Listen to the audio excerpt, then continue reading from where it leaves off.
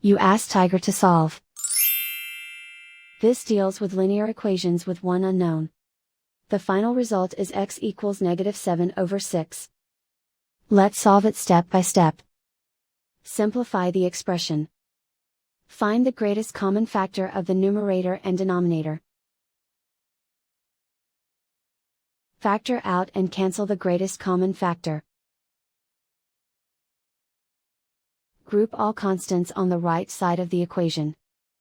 Subtract 71/3 from both sides.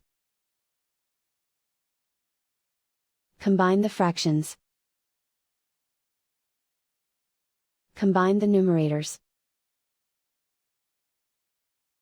Reduce the zero numerator. Simplify the arithmetic.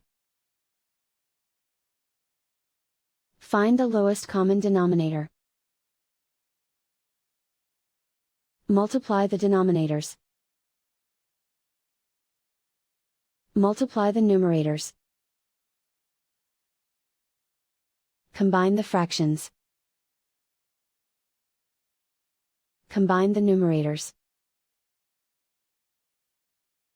And so the final result is x equals -7/6.